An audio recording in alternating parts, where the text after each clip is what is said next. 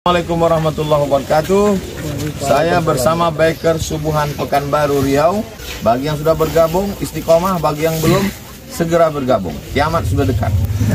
Berkah selalu, sukses. Assalamualaikum warahmatullahi wabarakatuh.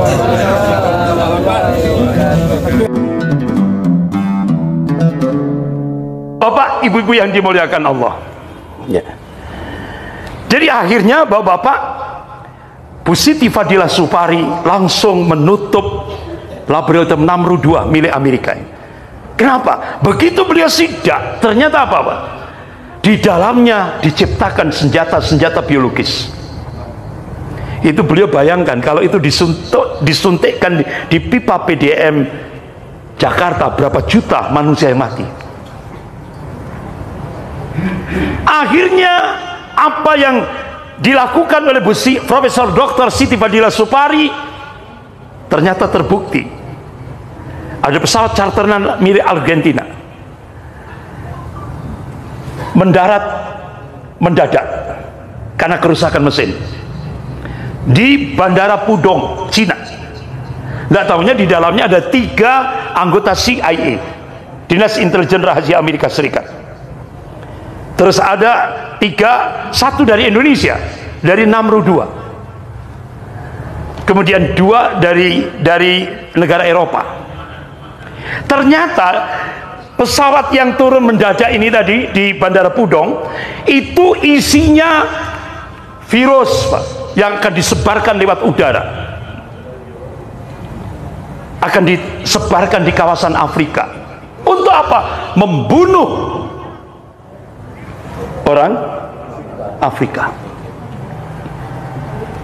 Ini, jadi dampaknya itu besar Pak. Proyek Codex Alimentarius ini, itu dokter-dokter melakukan riset, itu dampaknya itu 40 tahun setelah itu.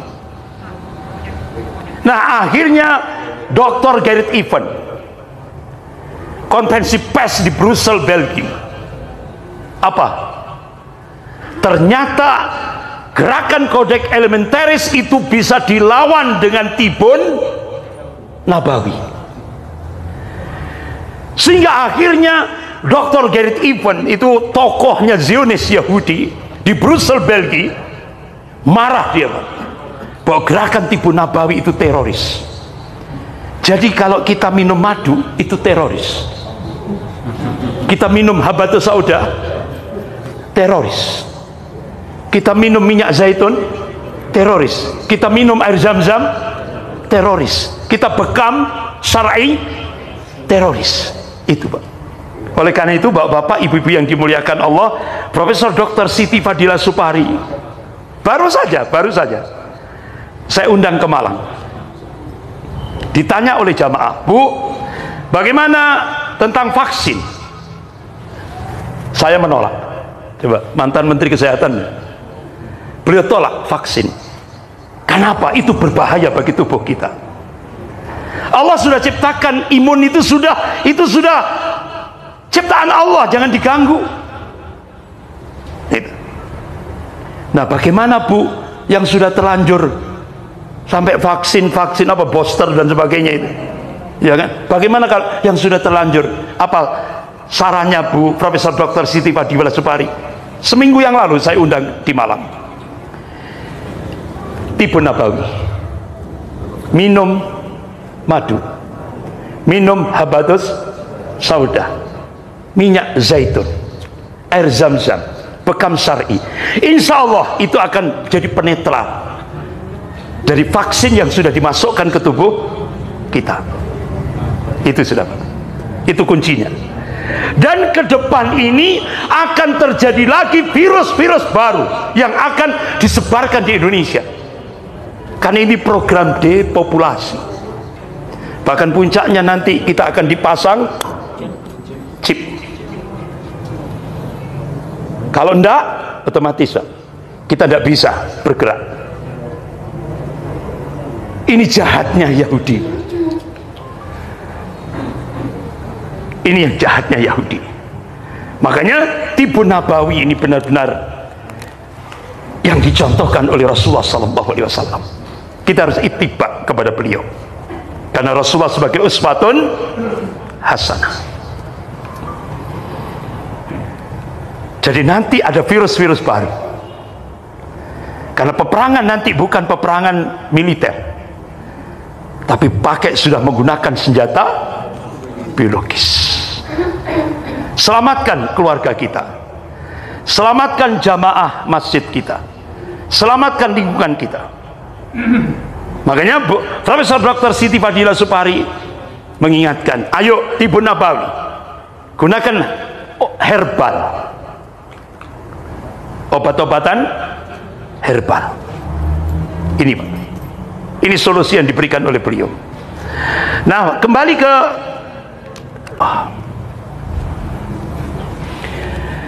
jadi sekarang Zionis Yahudi mencengkeram Indonesia.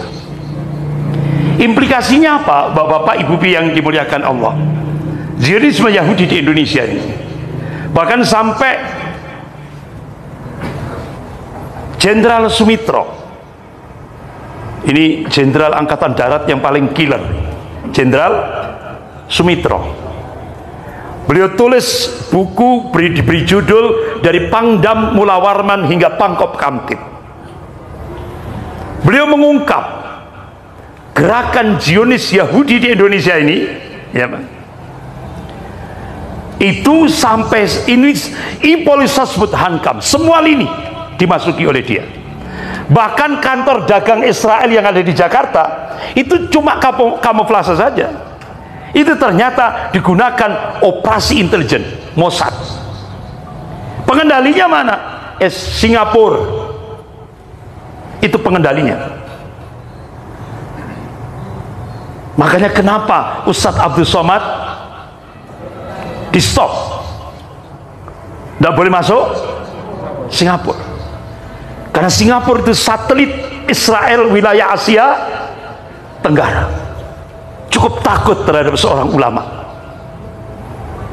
karena dulu Singapura itu 93% Muslim Melayu.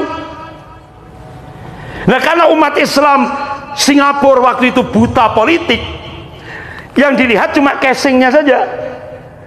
Akhirnya paham Lee Kuan Yew, akhirnya dia pakai casing Islam, topeng Islam. Akhirnya Lee Kuan Yew pakai kopiah hitam, pakai baju takwa, ya kan? Akhirnya umat Islam Melayu terhipnotis. Ini calon pemimpinku yang bagus. Sama dengan di Indonesia, Ahok pakai kopiah hitam, pakai baju takwa, pakai sorban. Akhirnya umat Islam Jakarta mayoritas milih Ahok. Padahal 19 ayat dalam Al-Quran Allah haramkan memilih pemimpin kafir. Haram hukumnya Allah sendiri dan Rasulnya. Contoh dalam surah An-Nisa ayat 144 itu. A'udzubillahi minasyaitonir rajim. Ya ayyuhalladzina amanu la tattakhidul kafirina awliya min dunil mu'minin aturidu an tas'alu lillahi alaikum sultanan mubina. Hai orang-orang yang beriman, janganlah kamu menjadikan orang-orang kafir itu sebagai pemimpinmu dengan meninggalkan orang-orang mukmin. Inginkah kalian mengadakan satu alasan yang nyata bagi Allah untuk menyiksamu? Sampai seperti itu Allah tegaskan. Haram hukumnya. Tapi ternyata di Jakarta mayoritas umat Islam pilih Ahok. Kenapa itu bisa terjadi? Karena min amplopi bin fulus. Ini Pak. Padahal Ahok sudah disetting oleh Cina. 2019 Ahok harus jadi RI 2. 2024 Ahok harus jadi RI 1. Tapi wa makar wa makarallah wallahu khairul makirin.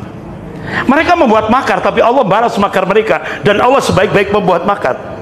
Allah plesetkan ucapan Ahok di Kepulauan Seribu. Ahok melecehkan surah Al-Maidah ayat 51. A'udzubillahi minasyaitonir rajim. Ya ayyuhalladzina aman. Hai orang-orang yang beriman. La tattakhidul yahuda wan nasara auliya.